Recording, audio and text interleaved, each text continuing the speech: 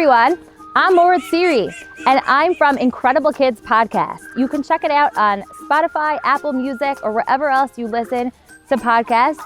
And today, I'm teaming up with Meaningful Minute to bring kids everywhere awesome, incredible content before Rosh Hashanah. We are going to explore the Filbert Street Gardens and then head over to Baltimore's biggest grocery store, 7 Mile Market, for an incredible, unforgettable experience. Good morning, kids. Good morning, Morah Tziri. Today it is getting close to Rosh Hashanah. Who's excited? Me! Okay, well, in front of you, I spread out some different pictures that have something to do with Rosh Hashanah. I want you to choose one near you that you like. Did the apple in the honey? Perfect!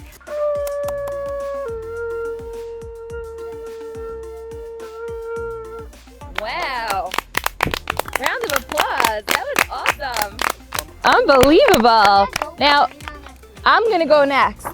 This is a ram with 2 chauffeurs. Ho, ho, holy cow. Well, this is a goat, but I think they're kind of related. Do you see your friend here from the mwah? Mwah. Yeah. See the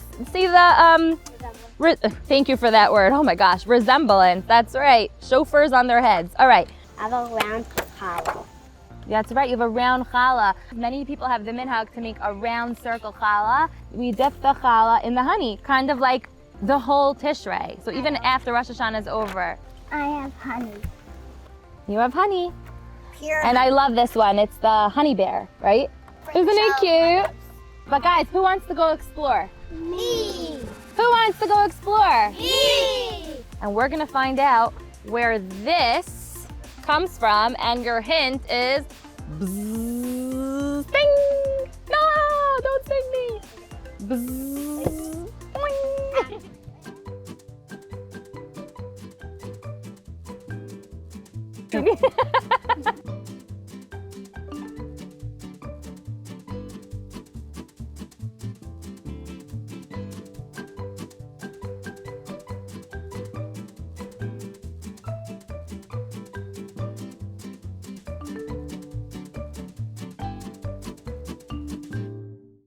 Here we are at the bee yard of Filbert Street Gardens in downtown Baltimore.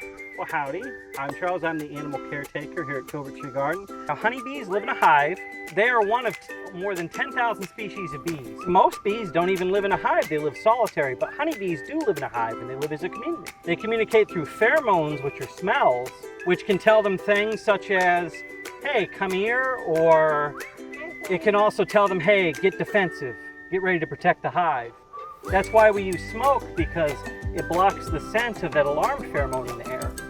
Okay, kids, when we enter this area, remember one thing. Beehive yourselves. Let's go. The first thing we're going to do is light the smoker.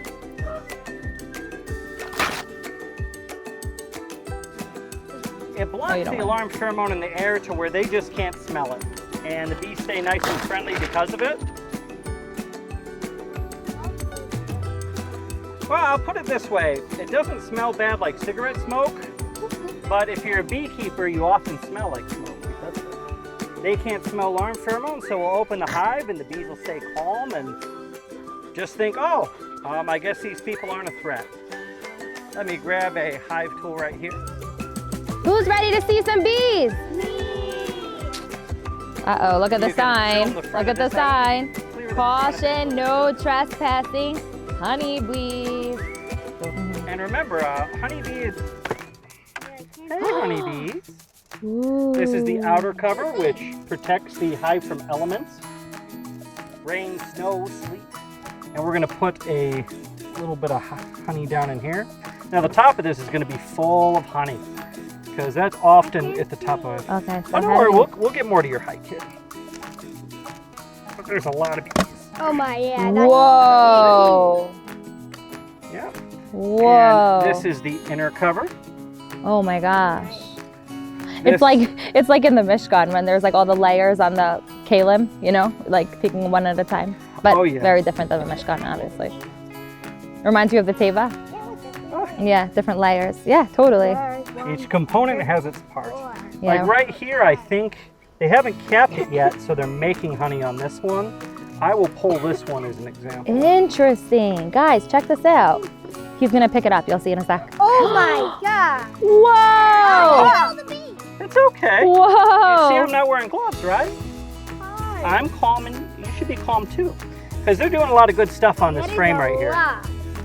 Some of the good stuff that they're doing is, see how some of the cells are capped? Yeah, those little things are called cells, each one, yeah. Yes, and all the others are filled. Honey in it? This is all nectar that's been processed into honey, but they're going through the final step of it. They're dehydrating it, and they have to get to 17% water content. That way it never ferments. And they cap it when it's ready. So they're already capping this because it's at the right water content.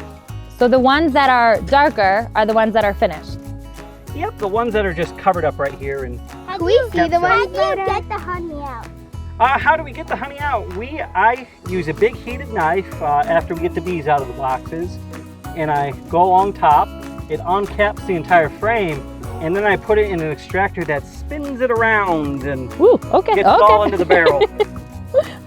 But that's how we do it. Can we see another one? Sadly, I don't have my extraction equipment here, but I'm going to open. So they all look the same, all of those? All of these do, yes. Yeah, unbelievable. Who wants to see more? Me. Excellent.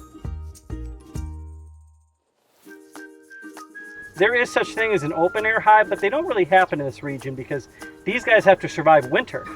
The way they survive winter is they cluster into a big ball inside of the hive. And what they do is the ones on the inside vibrate to generate heat, and the ones on the outside kind of insulate, and then they rotate. Wow. The whole reason they make honey is so that they can food for winter. They're just trying to get by like you and I. I know.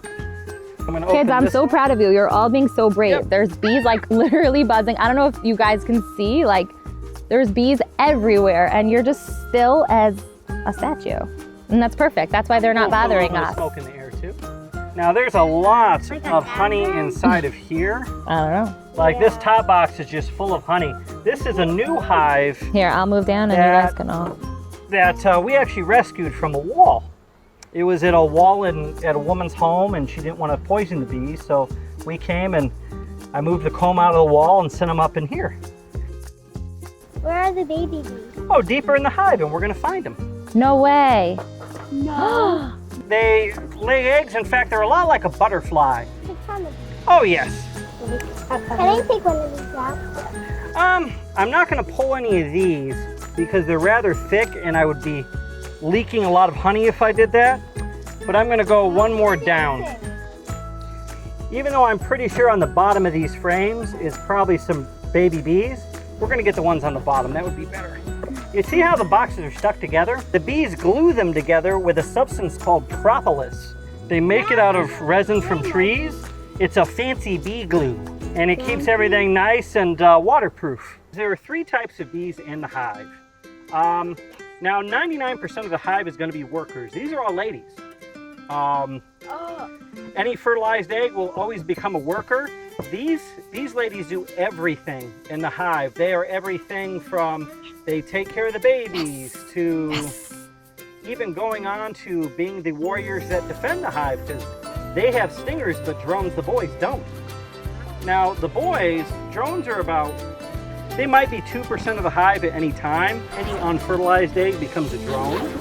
They are a very silly big bee, and they exist primarily to just spread their genetics over to other hives. And then the queen, she can come from a fertilized egg, but there's a special way that they make queens for the hive.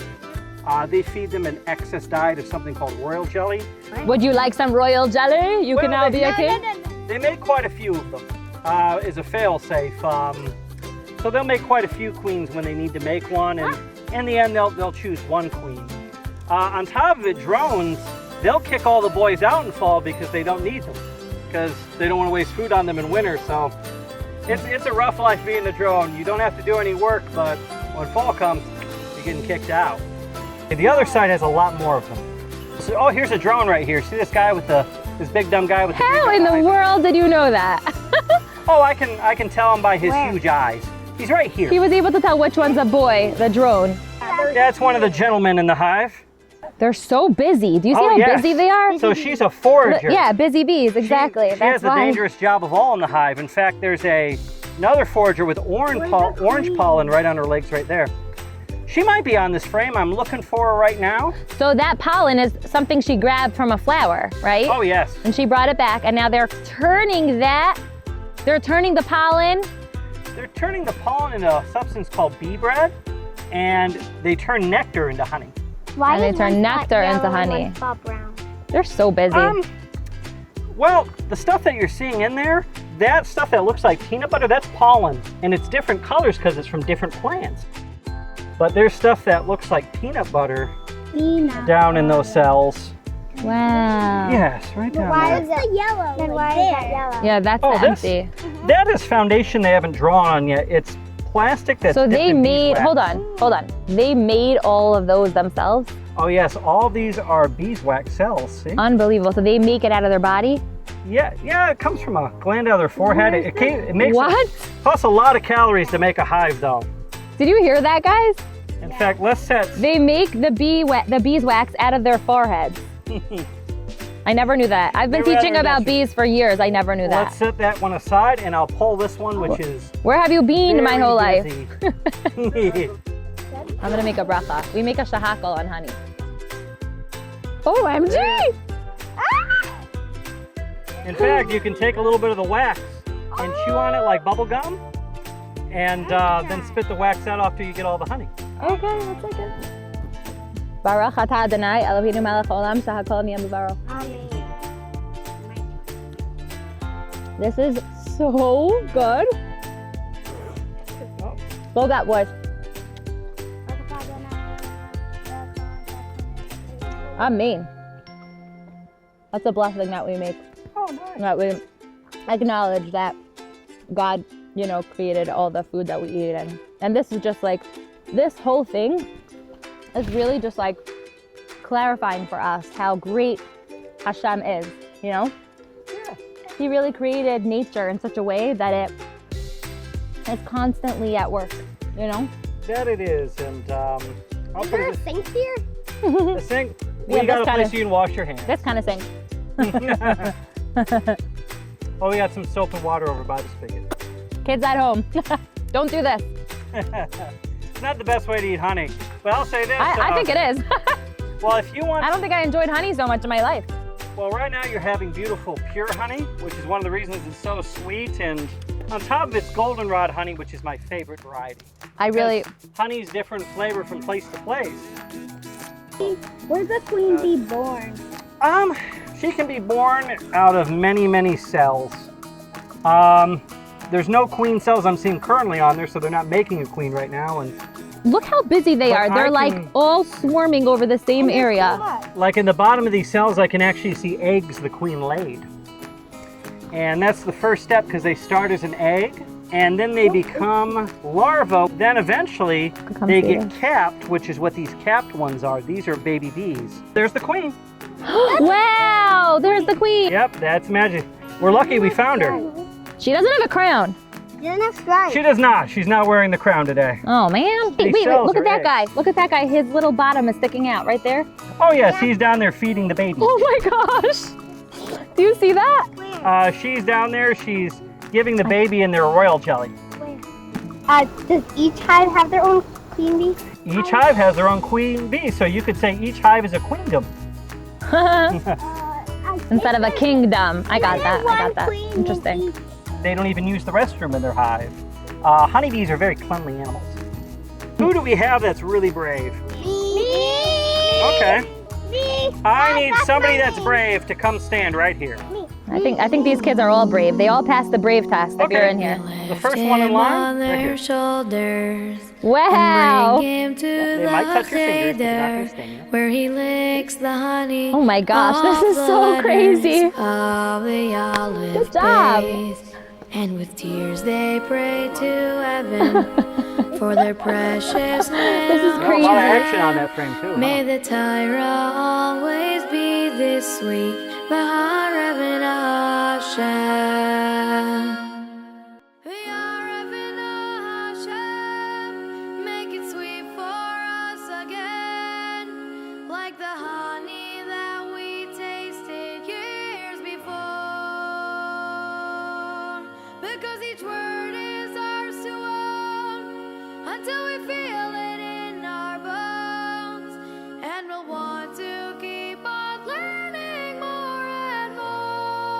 Baruch atah Adonai Eloheinu melech haolam shehakol niyeh b'dvaro. This is so good. Like the honey that Blow that wood. we tasted years before.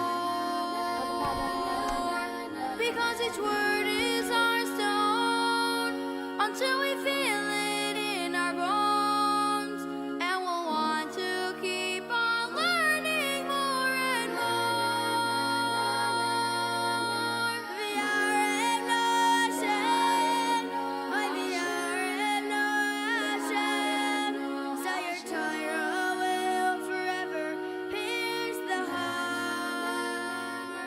How cool is this? Really cool. Yeah, we love that. Now we're ready to go to our next destination. Are you ready to come with me?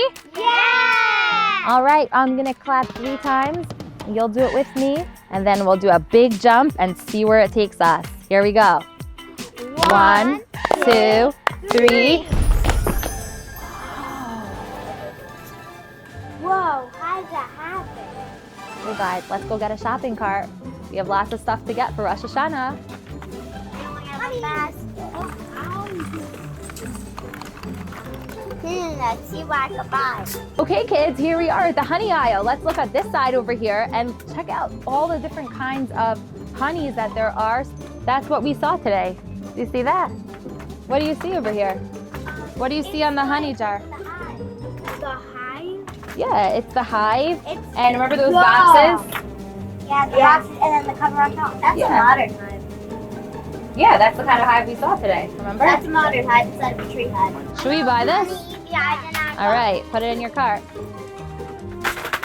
I thought there was I room for guess people to I get can through do it. that. You see? The next stop is looking for the head of the fish.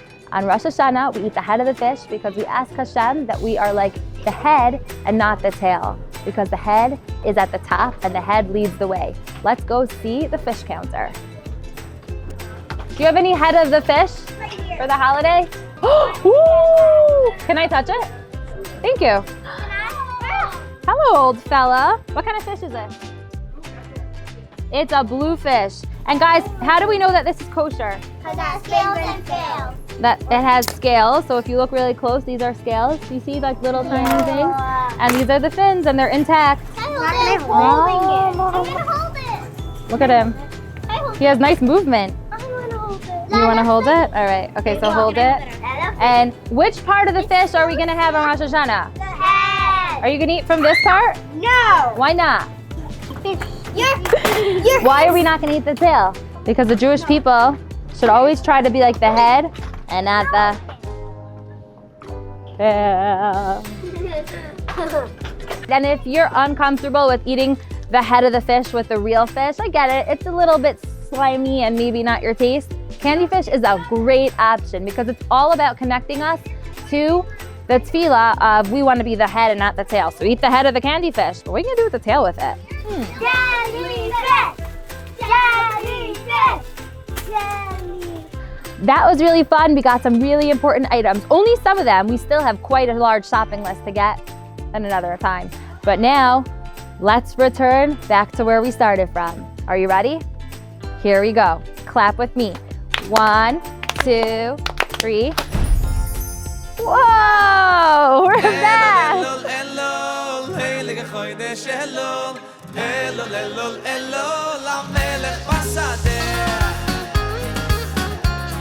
A chauffeur, it comes from your head.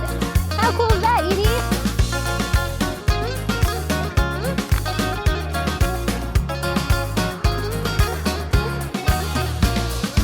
Ani le doidi vedoidi li, ani le doidi vedoidi li, ani le doidi vedoidi li, ani le doidi vedoidi li, ani le doidi, ani le doidi vedoidi li, ani le doidi.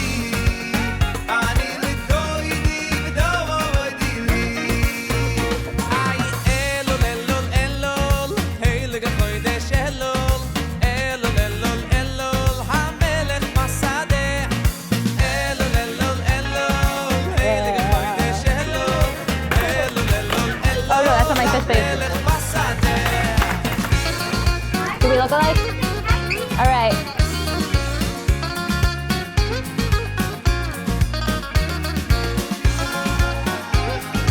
Shana Tova Umitsuka.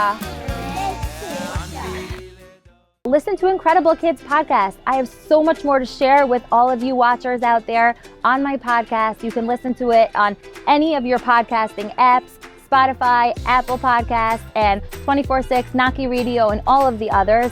And remember, you are all incredible kids. Have a beautiful Rosh Hashanah.